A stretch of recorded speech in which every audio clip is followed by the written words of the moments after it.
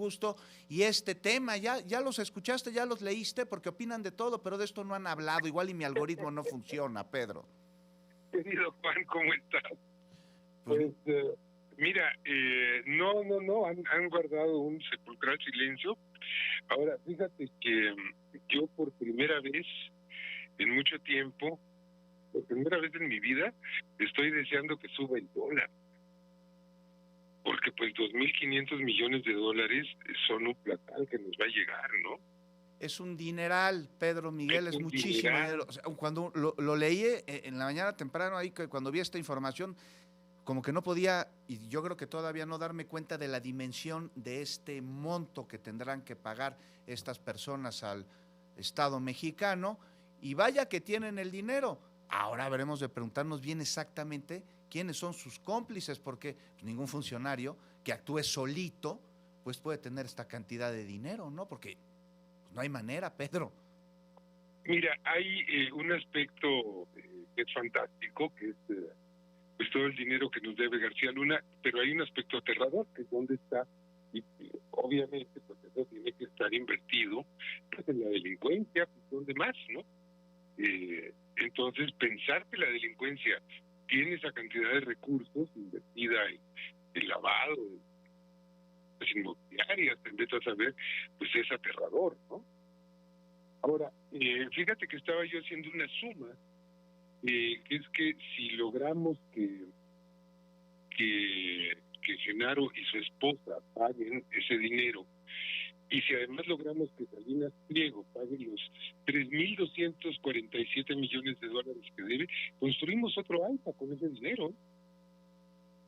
Es muchísimo dinero, Pedro Para Miguel. ponerlo en perspectiva, ¿no? No, hombre, y el bien que le haría a la nación estos casi 2.500 millones de dólares. Pedro Miguel, ¿qué pasa con la colusión de las personas que colaboraron con García Luna para que se hiciera de esta fortuna a través de las distintas operaciones que realizó, pues encabezando la Secretaría de Seguridad durante el sexenio de Felipe Calderón, pero no exclusivamente operando durante este sexenio, durante estos 6 años, sino también de manera anterior y posterior, porque parte del dinero que deberá de pagar es por operaciones que se llevaron a cabo durante el sexenio de Peña Nieto?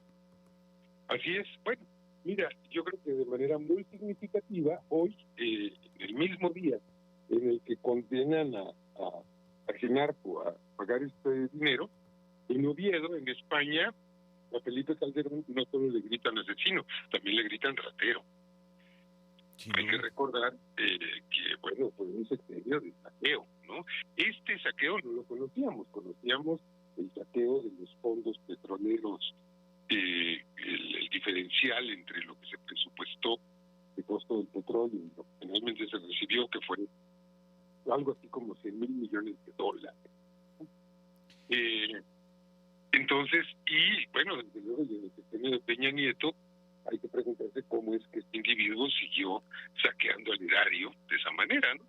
Pues son muchas preguntas de las cuales no hay respuestas. Evidentemente García Luna, y por otros delitos, también está preso en los Estados Unidos, sentenciado, pero bueno, pues me parece que ni inicia ni acaba con él el entramado de varios años de corrupción, cuyos caminos todos llevan a la sangre que se derramó de miles de mexicanos en una guerra absurda que jamás debió existir. Pedro.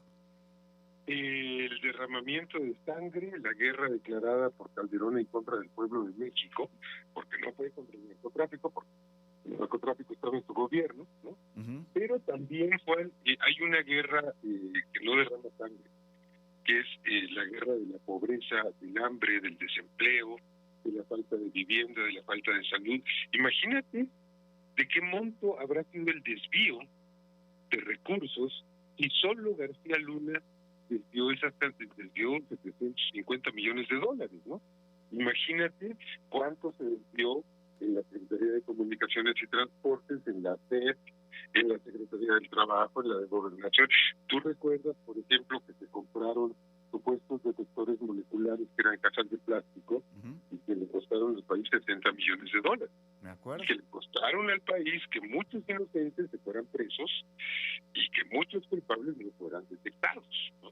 Y así como parece que dicen que no fue detectado todo esto por parte de quien era el presidente de México en aquel entonces. Yo no sé con qué cara, Pedro Miguel, salen a acusar al gobierno actual con un hashtag que han construido y han viralizado a través de bots, que es el de narcogobierno, quienes en efecto sí fueron un narcogobierno, y no lo digo yo, sino lo dice un jurado en la Corte de Nueva York, en los Estados Unidos, cuando el secretario de Seguridad en aquel entonces está preso por narcotráfico, dice Felipe Calderón, pues que él no sabía. Si es cierto que no sabía, ¿qué clase de presidente era que no sabía que su secretario de Seguridad trabajaba para un grupo de la delincuencia organizada, antagónico a aquellos a los que atacaban? Y si sabía, esperemos que no solo sea la historia quien lo juzgue, ni las personas en las calles de Madrid que le griten, sino que responda a todos los mexicanos. Ojalá. Pedro, nos cayó la pausa, pero como siempre te agradezco mucho que nos hayas acompañado. Te mando un gran abrazo, Juan, a ti y a quienes nos escuchan. Muchas gracias, Pedro Miguel. Abrazo fuerte también para ti. Nos vamos a una muy breve pausa. No se vaya. Al regresar me enlazo